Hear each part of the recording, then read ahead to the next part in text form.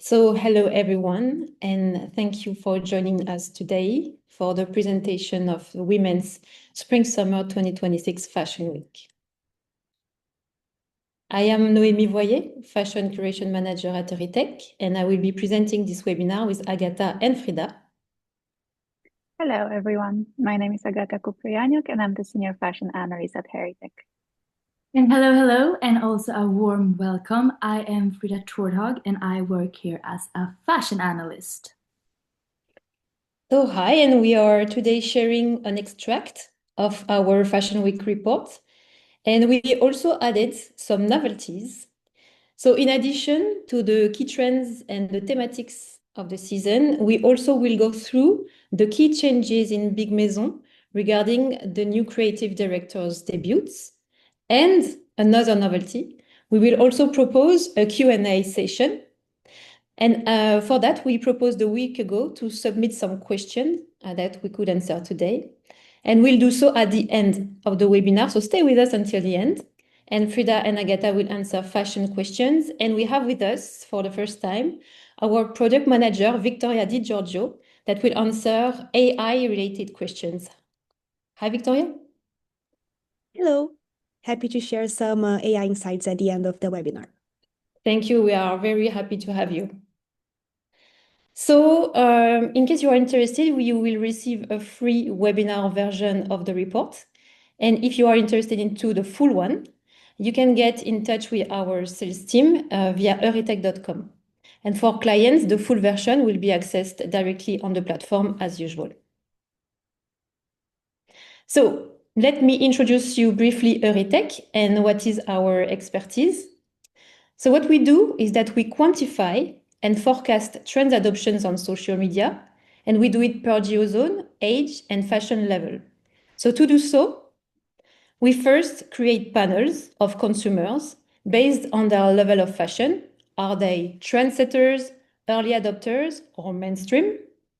Second, every month, we use our proprietary algorithm on millions of pictures from these panels to identify attributes such as pens, tops, colors, bags, and shoes, and so on. And third, we are able to forecast the adoption of these trends per age, geozone, and fashion level up to 12 or 20 months in advance. And finally, we display all these insights and more in our forecasting platform and also in tailor-made reports. So don't hesitate to get in touch to book a demo. So this was to explain our process. And today we are all together to decrypt the key trends for Spring-Summer 2026 women's wear season. And we're going to compare their visibility on the runway to consumers' forecasted adoption for women in Europe. And also something new this season because of the multiple designers' debut that happened.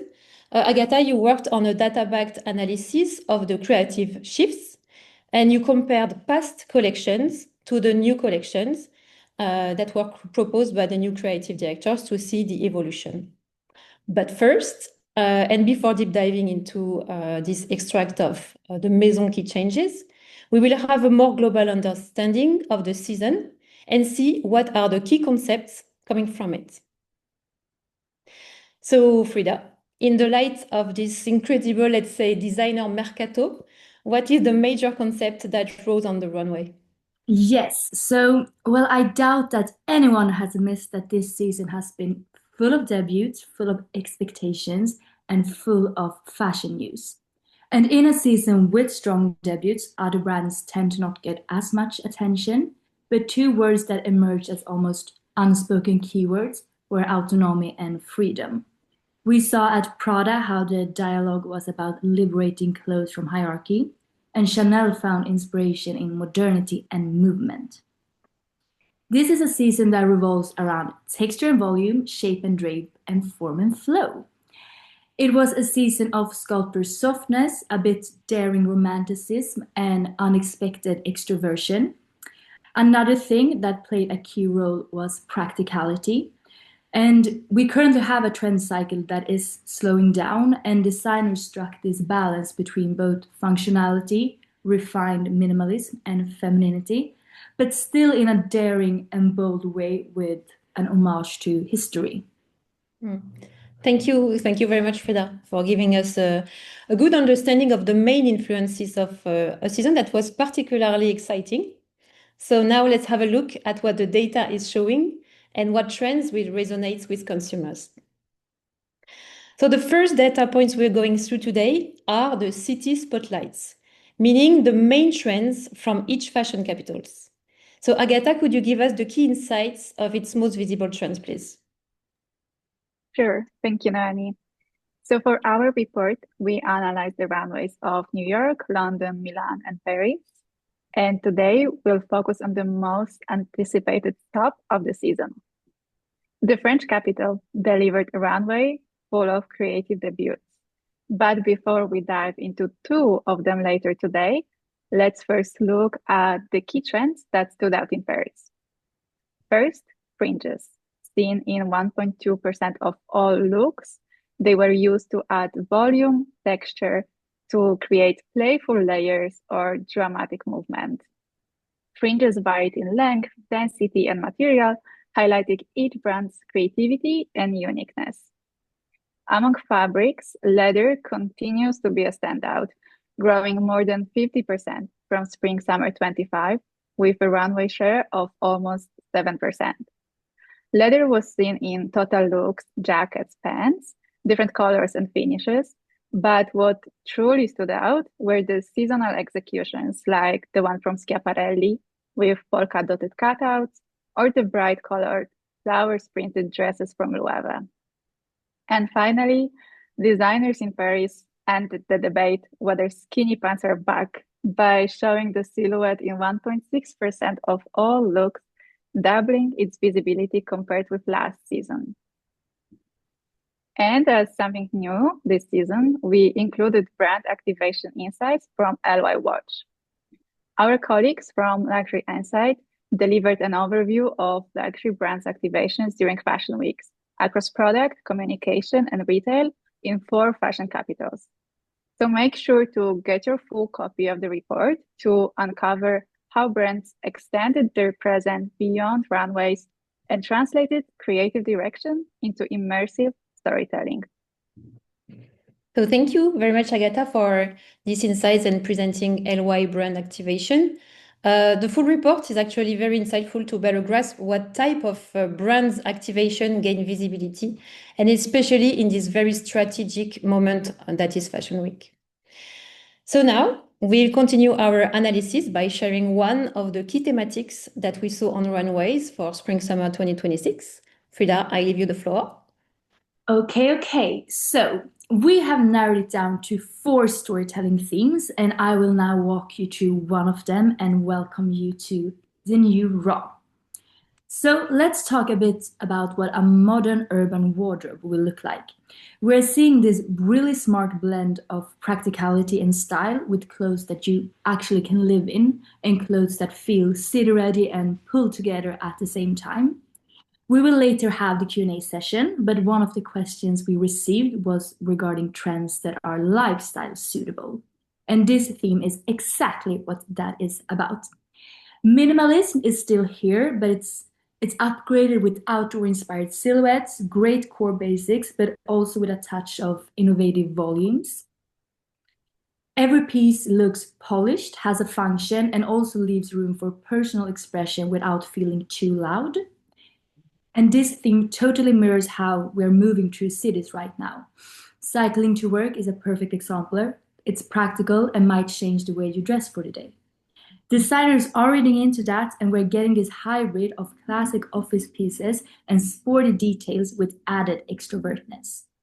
If we're looking at what the houses are putting out, Ralph Lauren are doing elevated jumpsuits, Saint Laurent rethinking raincoats, Coperni, among others, are pushing the thong sandals at the IT shoe model. It's innovation without throwing away timeless design, and it is pieces that can live on the street and still work for an active, moving lifestyle, but in a chic and fashionable way. When we talk about the new Raw, we might naturally think about neutrals, which it of course consists of, but what really gives this palette its edge are those touches of green and yellow. The green moves from deep classic hunter green into softer khaki. Looking into data, both cardboard khaki and hunter green are projected to grow plus 3% in consumer visibility for women in Europe during SS26. Then on the yellow side, you get everything from those buttery milky pales all the way to richer mustard-like shades. Yellow as a broad category is expected to dip slightly, about 0.5% down. But looking into specific shades as buttermilk yellow or popcorn yellow, they both are on the rise and expect to grow by double digits. Durable and long-lasting is what is important in terms of fabrics. Opaque rainproof fabric with a forecasted growth of plus 10% is essential to windbreakers, which are a key piece for this aesthetic. Cotton twill and its sister fabric gabardine, together with shelf fabrics, are also high-quality materials with forecasted growth of plus 7 and plus 6% respectively. Looks with plain prints or even like monochrome outfits are common and reflect the simplicity this theme has, but in a more elevated way. Plain looks are, like as we know, more or less always around, but SS26 still suggests a growth of plus 3%. If there will be an additional print in this aesthetic, the camouflage could do the job, mirroring the green hues in a sporty way. Camouflage is also on the rise with a forecasted increase of plus 13%. This season was in general pretty print heavy, even though this specific aesthetic necessarily is not. And this is something that you can see, like the print heaviness is something you can experience more in, for example, our circus core theme from the full report. And here you can spot the 3 shapes for the new raw, and it's time to dive into them. Already in 2025, the windbreaker has received extra attention, and SS26 shows no signs of slowing down, considered being a rising star trend with a forecasted growth of plus 9% and also with a big magnitude. It's a bit like the windbreaker has gained a new spark with feminine elements such as ruffles or with glossy materials. Social media images also suggest styling it with lace skirts and heels that gives this fresh balance between sportiness and chicness. These jumpsuits convey a sense of confidence and utilitarian workwear inspired by traditional blue-collar uniforms. Prada designed a slightly oversized hunter green jumpsuit with a functional pocket, while Durazzi opted for a more tailored cream white denim piece with roll-up sleeves for a casual but refined touch. As I mentioned before, this season will be about volumes, and balloon pants are a shape to watch closely. During SS25, Alaya featured this style in their collection, and for SS26, several brands are including the shape into their collection. They are sporty and chic, and they are being interpreted in a variety of fabrics from crisp cottons to flowy silks that adds both movement and structure to the overall silhouette. And we're moving towards the end for this theme, and some of the accessories and styling details for this season are the thong sandals. So this shoe model is increasingly moving away from being seen as just a vacation option and is becoming a truly trendy, edgy, and cool footwear choice. Whether flat with a low heel, they add a sporty and stylish element to any look and are perfectly suited to this aesthetic of this theme. With a forecasted growth of plus 45% and a massive magnitude, thong sandals show significant market potential. Brands such as Stella McCartney and Kate have embraced collared outerwear featuring funnel necks. The trend spans in a wide range of materials from leather and luxurious silk to technical fabrics and waterproof finishes. The funnel neck is replacing the turtleneck and is a key detail for the upcoming season. Finally, on the runway at Alexander Wang, a long outfit crafted from waterproof windbreaker material featured a functional hood highlighting the growing appeal of practical design elements in high fashion. Designers such as Uma Wang and Balmain also showcased visible hoods in their collection. And I feel that these hoods add this like sporty yet utilitarian touch into a piece in a very charming way. And there we go. This is the starter pack for the new raw theme. Thank you very much, Frida. And as we mentioned earlier, this theme is one of the 4 spotted on the runway. So in the introduction, we said that in a kind of post-quiet luxury era and in response maybe to the comeback of commercialism, the opposite is also cohabiting, and this season is also full of creative yet refined boldness. So we saw a lot of textures, of volumes, feathers, fringes, vibrant prints. So here you can see a sneak peek of the other themes that we developed. So we have the porcelain punk, the obsidian romance, and the circus core. So if you are interested in the full report, you can go to heuritech.com and contact our sales team. So now that we have a good understanding of the key aesthetics and their related trends, let's have a look to cross-thematics trends. That means that they don't belong to one style in particular. They are very visible among all the runway and versatile enough to match all the aesthetics. So we are calling them the star trends. So Frida, could you share with us one of the star trends you selected for today, please? Of course I can. So one of the star trends for this season is broad denim. And denim trends, as more or less all trends, always come in waves, from faded vintage blues to dark inky shades or cream white denims. And for this season, broad denim is said to be a growing trend with visibility expected to increase plus 9%. Now let's look into this graph. Thanks to our computer vision technology, we are able to analyze more than 20,000 trends with a different granularity and pinpoint the ones that are worth investing into. In this case, we have looked into different denim fabrics and looked at SS26 runway share and the growth of visibility on the runway compared to SS25. By applying a weighted score, we were able to categorize trends into emerging ones. The bubble size is reflecting runway share for this season, and for broad denim, it had a strong runway presence compared to other denims. It's also a noteworthy trend due to its growth in visibility compared to SS25. The star trend we feature in our report are trends so visible that they are expressed through the different themes that we have identified. On this slide, you can see how broad denim is used for the different aesthetic we have in our full report, which also respect its versatility. Last, but definitely not least, looking into different geozones and key shape categories, we can see that this denim fabric is growing in the US too. In Europe, broad denim outerwear is on the rise, and broad denim pants will grow by plus 9% worldwide. Okay. So we have now seen the global overview of the season. And it's now the moment to talk more particularly about the impressive designer's debut and the creative shifts it implied on Big Maison and by extension on the future trends landscape.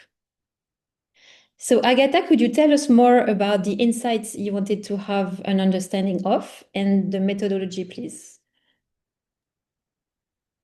As mentioned many times today, Spring-Summer 26 was the season defined by debut. And one question was on everyone's minds. How will top houses evolve under new creative directors?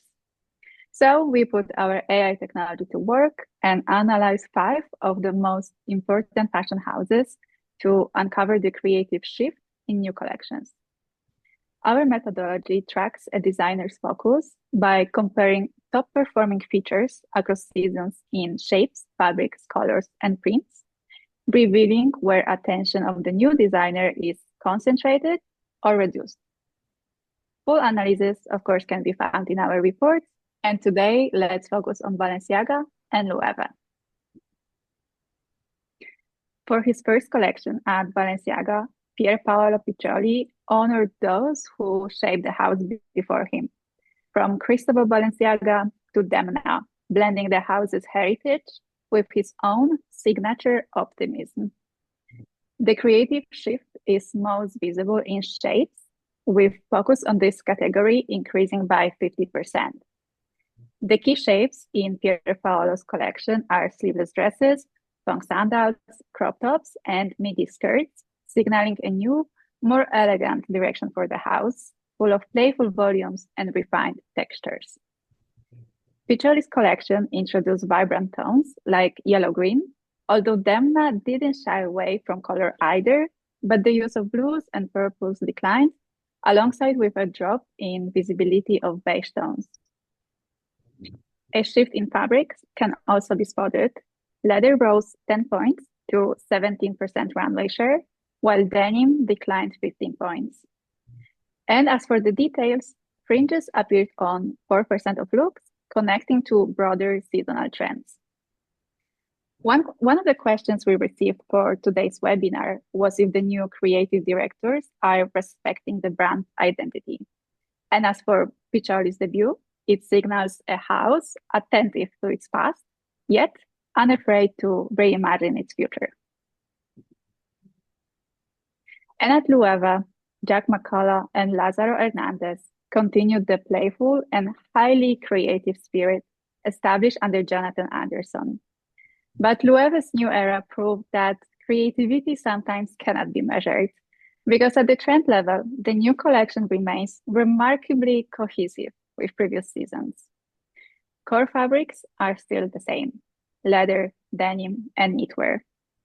Color palette full of reds, yellows, and blues doesn't seem that different either. Straps were prominent in Lueva's current collection, 4 points higher than average for Anderson. Baggy pants made way for micro shorts, but the house's recognizable coats endure, head-turning details ready to become viral moments.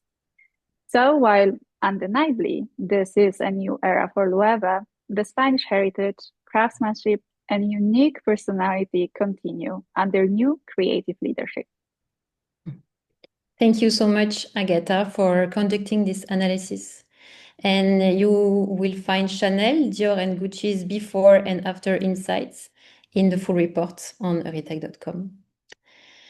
So now is the moment for the Q&A session. So we'll go through fashion questions, but also more general ones regarding AI and trend forecasting. But first, we will have the fashion questions.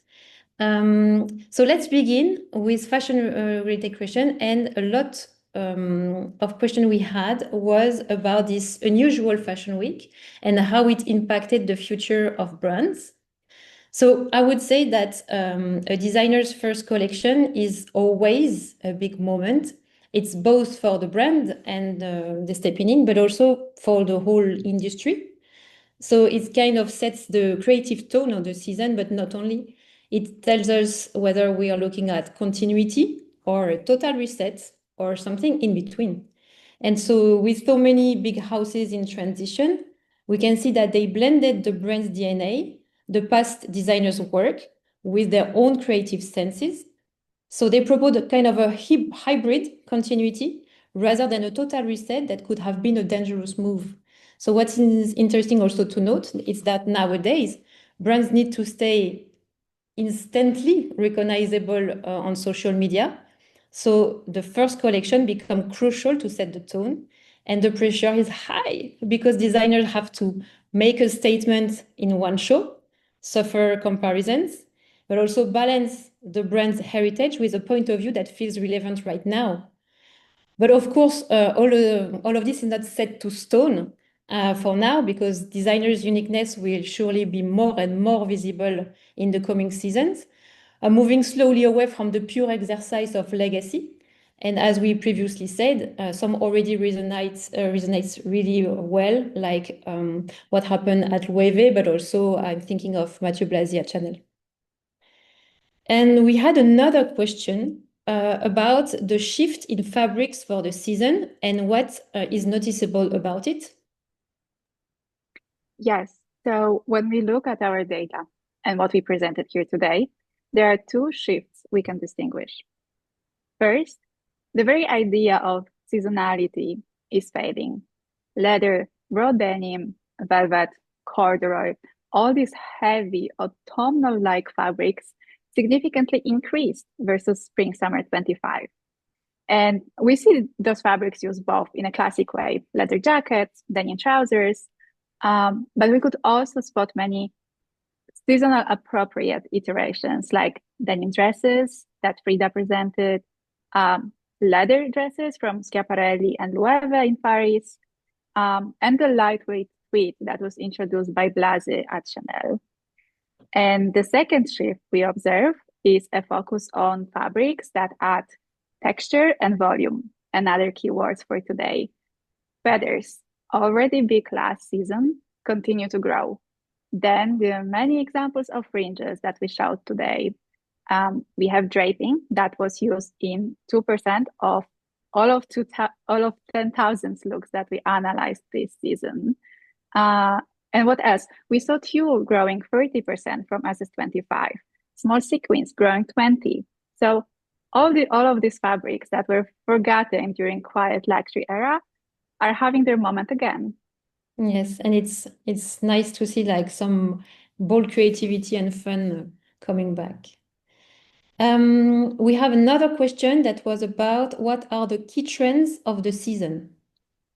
So this is something that we have walked you through during this webinar, and we cover even more color prints, shapes, and fabrics in our full Fashion Week report.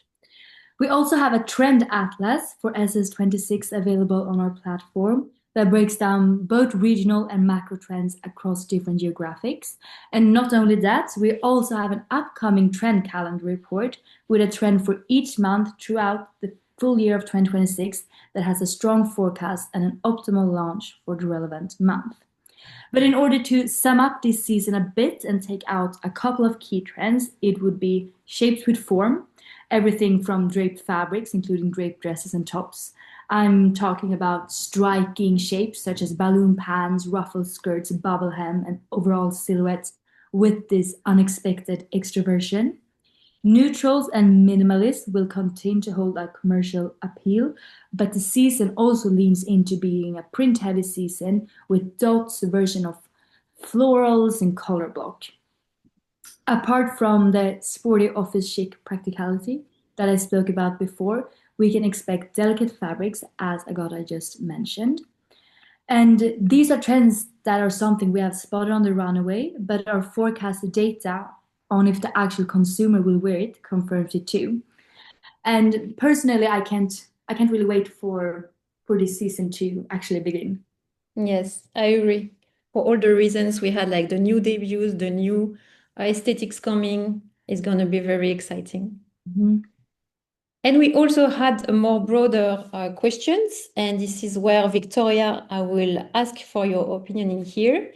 The first question we had is, how is AI changing the way fashion trends are predicted compared to traditional forecasting methods?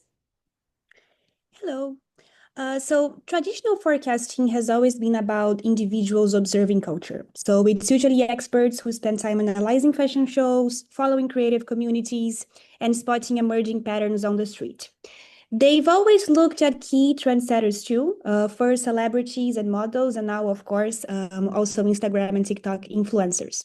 So that part is still essential because fashion trends, they are born from creativity, from someone imagining something new or reinterpreting something that already existed before. And those creative sparks, they are human by nature. They're not something that AI can invent or predict. Where AI really changes things is when forecasting needs to become scalable. So before, when most trends were coming from the runway, it was easier to keep up with them. But today, with the internet, and especially with social media, the trends can come from anywhere. So they can come from different countries, different subcultures, different communities, and all at once. So no one can manually track all of that. And that's where AI helps. With image recognition, we can detect patterns. So let's say a color, a shape, or fabric across millions of social images. We can see who is wearing them, how often they appear, how quickly they are spreading around the world. And it also lets us measure both magnitude of a trend and growth rates. So we can see whether something's still small and niche or expanding to mainstream. We can see how fast it's growing, and we can also see whether the audience is changing. So for example, moving from early adopters to trend followers. Having people, like real people, spot and interpret early stage trends is still super important, but AI can add scale and context. And as importantly, it also helps remove bias. So sometimes a trend can feel huge because everyone around us is wearing it, or because the influencers that we follow are all sharing the aesthetic. But if you look at the data, sometimes you might see that it's actually quite small globally. Or the opposite can also be true. Something you haven't noticed personally may be exploding somewhere else and you might have missed it. So in a nutshell, AI is not replacing traditional forecasting, it's complementing it. It allows us to keep the human creativity and intuition, but it adds data, scale, and also objectivity. So that makes trend precision more precise and also more scalable and with less bias as well. I agree, because if I may talk about my personal experience, I'm coming from traditional trend forecasting. And this is why I was so mind blown by Heuritech and our technology, is because you can monitor what's happening in the world, something you can't do by yourself. So yes, I think that AI is really helping in monitoring and have an understanding of how trends evolve. So Victoria, I have a second question for you. It is, to what extent are luxury brands actually using AI tools today? And is it widespread or still selective? So when it comes to AI for trend forecasting specifically, and when it comes to creating collections, designing collections, traditional luxury houses are still relying heavily on their savoir-faire and their craftsmanship. So the artistic directions, they design from intuition, from emotion, and they build collection from a vision rather than data. So AI insights, they might serve as inspiration or give context, but they don't drive the creative direction for fashion maisons. Therefore, and more specifically for this type of markets, our goal is not to tell them what to design, of course. We rather provide the ingredients, and these can be data on colors, silhouettes, fabrics, they're gaining traction. And then they can decide how to use these ingredients and add them to their own creative recipe if they choose to. Again, even more specifically for this type of market, where AI can also become very relevant is after the creation of the collections. So our insights, they help brands align production with real demand. And this supports both efficiency and also sustainability. So we can really help reduce overproduction and waste, which are two pretty big challenges that we face in the industry nowadays. Not only that, AI is also very powerful once the products reach the market, when brands want to understand how people are actually responding to what they've made, and also to very classic, iconic products. Because with image recognition, we can track not only the silhouettes or attributes like colors, prints, etc., but we can also track specific products, such as bags and shoes, and analyze how often they are appearing on social media, who is wearing them, how they're being styled, and how their visibility is evolving across countries as well. For example, we have a feature called product ranking. And if you go there, a brand could see how the Lady Dior bag, for example, is performing across different audiences or different markets, and how it's comparing to competitors. And the same thing applies to sportswear. We are also able to track different sneakers, bags, etc. So AI is helping you measure the performance in a broader context. And you can also see how the product fits into the wider trend it belongs to. So for example, you could see how the Alaya tackle bag is performing within the global oblong bag silhouette. So you can make these comparisons as well. So again, in a nutshell, while AI is not replacing craftsmanship, it's enhancing it. Luxury brands are using it selectively, mainly in analysis, forecasting, operations. There are a lot of different use cases where AI can be applied other than trend forecasting. But it's becoming a real part of their creative and strategic toolkit. Because with AI, you are able to innovate with more agility and more precision, while also staying true to the values that really define luxury. Yes, and thank you very much, because actually it's a question that comes really often. So I think it's very important that we have the chance to explain that today. And there is one final question, which is, how does AI identify what's truly going to make waves or is culturally relevant, instead of just focusing on what's already big? So at Heuritech, we are not only looking at what's already visible. What really matters is understanding how a trend is behaving over time. So we will rather look at how it started, how it has evolved, and where it's likely heading next. So for all of the trends and attributes that we track, whether it's a color like red or a silhouette like mini dresses or a combination of these two, such as red mini dresses, they are sitting within a bigger cluster of data with several years of history behind it. So by combining the history of data that we have with the growth that we forecasted, we can tell if something is a rising star, if it's stable, or if it's losing momentum, for example. And when we are trying to spot what's next, we are focusing much more on growth rather than just the magnitude. The magnitude, so big, small, medium, massive, it's going to tell us how big something is right now. But the growth is going to tell us where it's going. So then we can combine this information, growth and magnitude, to get insights on commercial opportunities. For example, if something is still micro, but it's growing fast among trendsetters, then it can be a really smart early bet. On the other hand, if a trend is already medium or big in size, but it keeps rising, that usually points to a stronger and safer commercial opportunity. However, spotting what will actually make waves, culturally speaking, it goes beyond the pure data. Fashion, it doesn't happen in isolation. It's always tied to what people are feeling, seeing, talking about. So this is why our models and all of our data is also trained and interpreted by our fashion experts as well. So the people that are speaking here today. AI can detect visual patterns, but it doesn't understand why they matter. That part needs to come from people. So to give you some examples, most shades of pink exploded around the time that the Barbie movie was released, or cowboy boots also exploded when Beyoncé released her Cowboy Carter album. And AI could notice this explosion in the data, so we could see that there was something happening there, but it didn't know what was happening and why that was happening. So we need real people to explain the context behind the data. And these are also insights that we include and highlight in the platform. So in the end, it's really a dialogue between AI and human intuition. Tech can give us scale and speed, while the human eye is bringing cultural context and emotional understanding. And that's how we capture not only what's growing in the data, but also what's resonating in culture in general.